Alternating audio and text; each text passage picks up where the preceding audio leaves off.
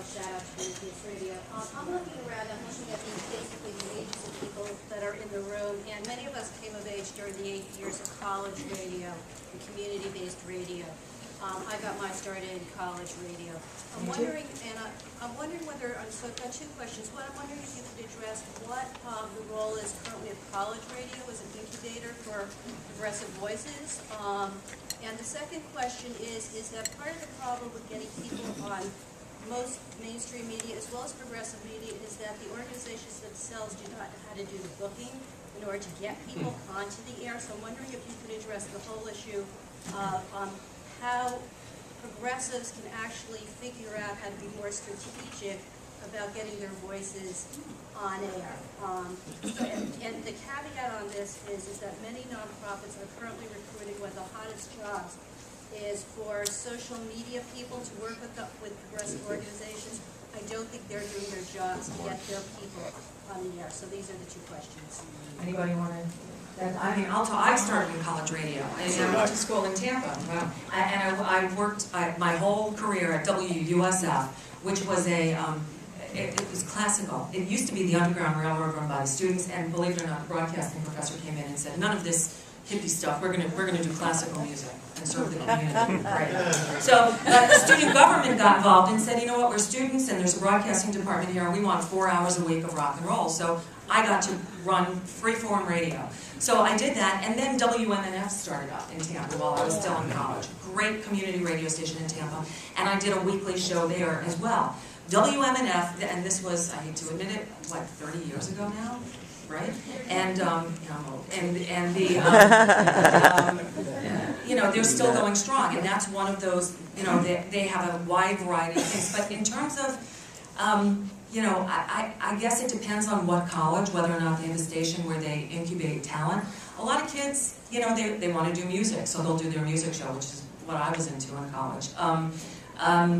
Non-commercial radio, at so many levels, there's a lot of NPR stations, and Thom, you have straddled the commercial and non-commercial world, which is hard to do. Now, one of the problems is, and it's not a problem, but it is a problem, that there's such a plethora of syndicated programming that's so inexpensive for stations to carry, so they don't, nurture new talent. That's a problem everywhere in radio, I think.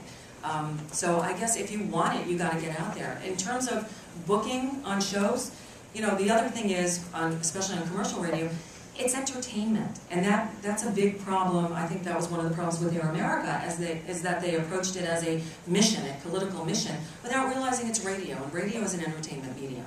So the best way to get booked on shows is to have a creative message, something that's entertaining as well as getting the message out. Just a shout out to a group that's doing some work on that. Media Matters for America has a progressive training institute that actually, beyond reporting on the right-wing influence in the media, they actually are doing a very good job of training up new progressive voices and getting them in front of cameras for training and actually booking them on shows. Yeah, I was going to say, jumping quickly, having gone through that training, I did too. Yeah, if you have the opportunity, not only, you can always learn more, not only do they train you in a terrific way, but their booking operation doesn't just exist, it's very active. And if you come from the left and you see people that are half out of a bottle of scotch away from losing their entire IQ getting booked on TV all the time, because the Heritage Foundation literally has 500 bookers, and I'm exaggerating, but I mean the right gets this, and they don't get much else, but they get this, and so Media Matters I think has really done a great job of at least really getting some progressive voices out there. Let me adjust.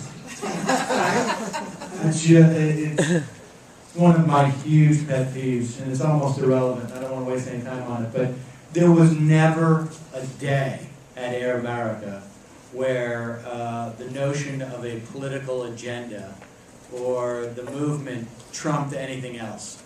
There was rarely a time where we had that type of consciousness. Our last CEO gave one campaign donation during the 2008 cycle. It was to Mitt Romney. When the network launched, the vast majority of the lineup were comedians. Just the overwhelming majority. So that was not the case. We had bad management. The bad business, not so much the content, was not problematic. We had but one of the incredible CEOs numbers. in the train I know was about. We had 6. Okay. Over the course of 5 years, you can find somebody, anybody. Like I said, been wrong in this sport. Okay, yeah.